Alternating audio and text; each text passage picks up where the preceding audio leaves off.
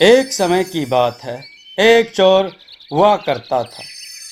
वो चोर एक दिन शिप्रा नदी के तट पर एक साधु की कुटिया में चोरी करने के विचार से गया।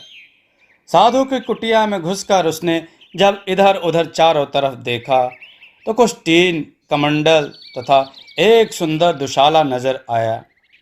चोर ने सोचा, बस इतना ही, पर चलो अब इसको बेचकर ही कुछ काम तो चलेगा। यह विचार कर जैसे ही सब उठाने के बारे में विचार करने लगा, तभी साधु की आवाज आई, बेटा, जो भी ले जाना चाहो वह ले जाओ। इस दुशाले में क्या रखा है? अगर तेरा काम इससे चल जाए तो यूं ही ले, इसमें चोरी करने की क्या आवश्यकता है। यह कुटिया सबके लिए खुली है। यह मेरा कुछ नहीं, यहाँ मेरा कुछ नहीं है। जो भी वस्तु काम की आने जैसी लगे वो ले जाओ। साधु की बात सुनकर तो वह चोर चकित रह गया। यह कैसे साधु हैं? मेरे मन की बात इस साधु ने कैसे जान ली? हो ना हो यह साधारण व्यक्ति नहीं है, कोई बहुत ही पहुँचे हुए महात्मा है। वह साधु के चरणों में बैठ गया और माफ़ी मांगने लगा। साधु उसकी क्षमा याचना पर बेहद प्रसन्न हुए। साधु ने कहा, बेटा, मैं तुझे 4 बातें बताता हूँ। अगर तू उन पर चलेगा और जीवन में उनका अनुसरण करेगा तो तेरा कभी भी कुछ ना बिगड़ेगा। इसलिए तू ध्यान से सुनना। इन 4 बातों को अपने जीवन में धारण करना। पहली बात, हमेशा सत्य बोलना। दूसरी बात, जिसके घर का नमक खाओ उसके साथ कभी विश्वासघात मत करना। तीसरी बात, कभी किसी की बुराई देखो तो उस पर पर्दा ही डालना। और चौथी बात, यदि मार्ग में कहीं हरि कीर्तन हो रहा हो तो थोड़ी देर वहां रुक कर जरूर जाना। महात्मा जी की 4 बातें सुनकर चोर ने उनको याद कर ली और वहां से चल पड़ा। कुछ ही दिन बीते थे कि लड़का फिर चोरी करने की नीयत से आधी रात के समय अपने घर से निकल पड़ा। संयोग से उसी दिन नगर का राजा अपना भेष बदलकर प्रजा का हाल चाल जानने के लिए घूम रहा था। राजा ने उस लड़के को देखा तो उसे अपने पास बुलाया और उससे पूछा, तुम आधी रात के समय यहाँ क्या कर रहे थे? पहले तो लड़का घबरा गया, लेकिन उसे एकाएक साधु की बातें याद आ गई कि झूठ कभी मत बोलना। लड़का बोला, मैं चोर हूँ, चोरी करना मेरा काम है। राजा भी उसकी बात सुनकर अचरज में पड़ गया। राजा ने सोचा, यह कैसा अजनबी है जो अपने मुंह से कबूल कर रहा है कि मैं चोर हूँ। क्या इसे अपनी जान की परवाह नहीं? राजा ने फिर पूछा, तुम कौन हो? लड़के ने फिर उत्तर दिया, मैं चोर हूँ, चोरी करने के इरादे से ही घूम रहा हूँ। राजा लड़के की सच्चाई से बहुत प्रभावित हुआ। उसने सोचा, क्यों ना इसको आजमाना चाहिए कि वास्तव में यह क्या है। राजा ने कहा, भैया, मैं भी चोर हूँ, 1 से 2 हो गए हम। चलो आज मैं तुम्हें एक ऐसी जगह ले चलता हूँ जहाँ हमें खूब सारा धन माल मिलेगा। लड़का नहीं जान पाया कि वह राजा था। इतना कहकर राजा उस लड़के को अपने ही घर में ले गया और अंदर से लाकर सामान के बक्से देने लगा। लड़का इकट्ठा करने में जुटा था। अचानक उस एक बक्से में वहां कुछ भोजन और पकवान नजर आ गए। वह भूखा भी था, उसने तुरंत खा लिया।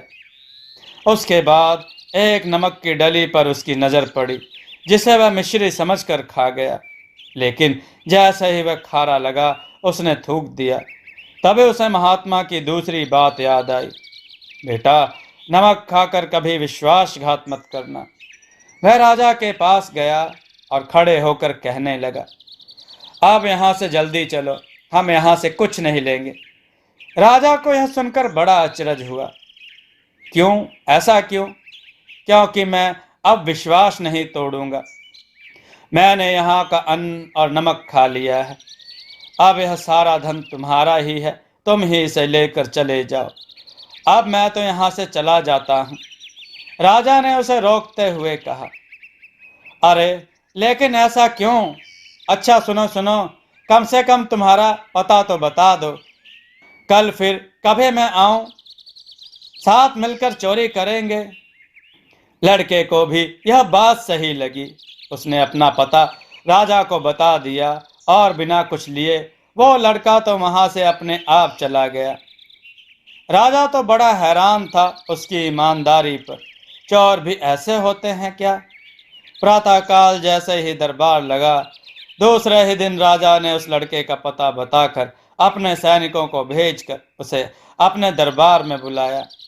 लड़के ने जब सैनिकों को देखा और राजा का आदेश सुना तो लड़का घबराया कि कहीं राजा को पता तो नहीं चल गया कि मैं चोरी करता हूँ। अगर चोर सिद्ध हो गया तो आज पता नहीं क्या दंड मिलने वाला है, क्या बड़ी मुसीबत आन पड़ी है। यह सोचते विचारते वह राज दरबार में उपस्थित हुआ। राज दरबार में प्रवेश करते ही जब उसने राज सिंहासन पर बैठे राजा को देखा तो उसे कुछ कुछ उसका चेहरा जाना पहचाना लगा। तब राजा ने कहा, हम तुम्हारी सच्चाई और वफादारी से बहुत खुश हैं। क्या तुम हमारे यहाँ नौकरी करोगे? अंधा क्या चाहे दो आंखें। लड़के ने हाँ कर दी। फिर क्या था, बस राजा ने उस लड़के को अपनी रानी की सेवा करने में रख दिया। लड़का अब खुशी खुशी अपने दिन काटने लगा था। वह मन लगाकर अपना काम करता था। उधर उसी रानी से उसी राजा के दीवान का अनुचित संबंध था। वह रोजाना सबसे छुपकर रात को उस रानी के पास आता और ऐश आराम करके सुबह होने से पहले लौट जाता था। इस तरह यह कई दिनों से चल रहा था। हालांकि उस लड़के को दीवान की यह हरकत और रानी का आचरण अच्छा नहीं लगा, लेकिन फिर भी उसने यह बात किसी से कही नहीं और उसने इस बात को सबसे छिपा कर रखा। एक दिन रोज की तरह जब दीवान महल में रानी के पास आया तो उसकी नींद लग गई। वो दोनों बाहर झूले पर ही सो रहे थे, यहाँ तक कि सुबह होने वाली थी। लड़का जब सुबह रानी के महल में आया तो उसने दोनों को देखा तो एकदम से मुंह फेर लिया।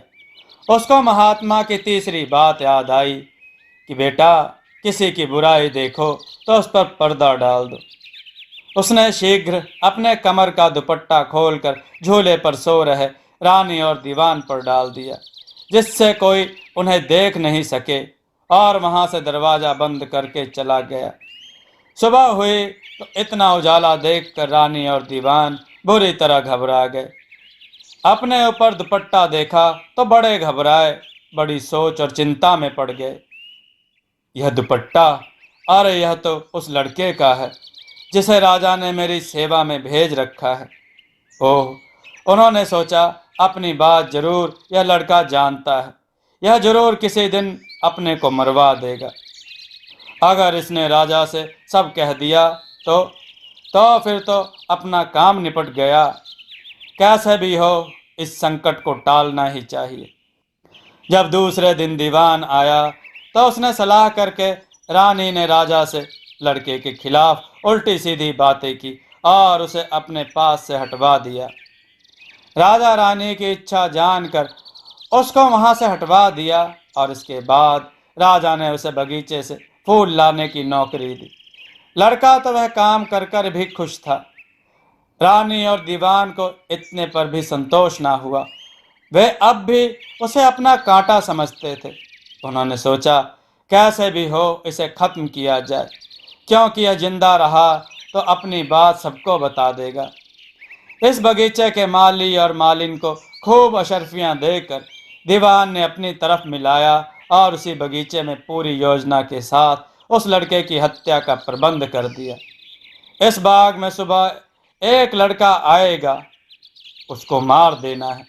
इधर लड़का इन सबसे अनभिज्ञ था। वो प्रतिदिन की तरह रानी और राजा के लिए बाग में फूल लेने जाता है। कुछ दूरी पर पहुंचा ही होगा कि उसने एक भक्त मंडली को हरि कीर्तन करते हुए देखा।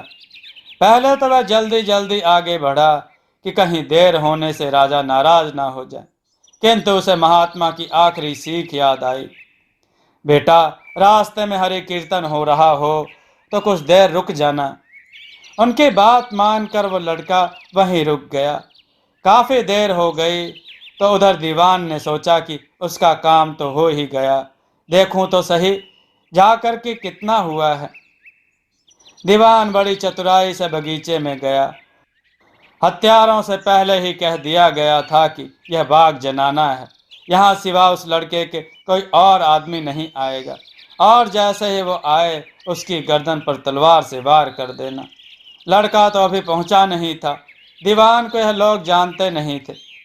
जैसे ही उस बगीचे में उसे दरवाजे से घुसने लगा, उसकी गर्दन पर तलवारों से वार पड़े।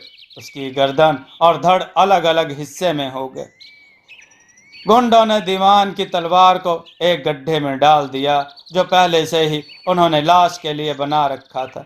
वे लोग अपना काम कर अपने घर चले गए। हरे कीर्तन से लौटने पर लड़का बगीचे में आया, फूल लेकर राजमहल में गया। उसको जिंदा देखकर रानी और मालिन दोनों अचंभे में पड़ गई। उनके पांव तले धरती खिसक गई। वे सोचने लगी, यह जिंदा कैसे हो गया। बाद में तलाश करने पर पता लग गया कि दीवान की हत्या हो गई है। लड़का बाल बाल बच गया है। रानी और मालिन ने मिलकर फिर षड्यंत्र रचा और दीवान की हत्या का आरोप उस लड़के पर लगाया। राजा ने लड़के को बुलाया। उसने दीवान के मरने का कारण पूछा। राजा जानता था कि वह झूठ नहीं बोलेगा। लड़के ने अनभिज्ञता प्रकट की और कहा कि उसे कुछ पता नहीं, शायद उसकी जानकारी मालिन को हो। राजा ने मालिन को बुलाया और शक्ति से पूछा तो उसने सारा रहस्य खोल दिया। उसने डर के मारे शुरू से लेकर अंत तक की कहानी बता दी। राजा ने दुष्चरित्र रानी को मरवा दिया और खुश होकर लड़के को दीवान के पद पर बैठा दिया। इस प्रकार साधु की 4 महत्वपूर्ण बातों पर चलकर एक चोर लड़का अपनी ईमानदारी सच्चाई से एक बड़े राज्य का दीवान और राजा का विश्वास पात्र मंत्री बन गया। दोस्तों, आपको यह कथा कैसी लगी? अपने विचार और सुझाव कमेंट में जरूर दें। हमारी कथाओं को लाइक करें, हमारे चैनल को सब्सक्राइब करना न भूलें। हमारी कथाओं को शेयर जरूर करें जिससे लोगों को अच्छा ज्ञान प्राप्त हो। जय श्री राम भक्तों।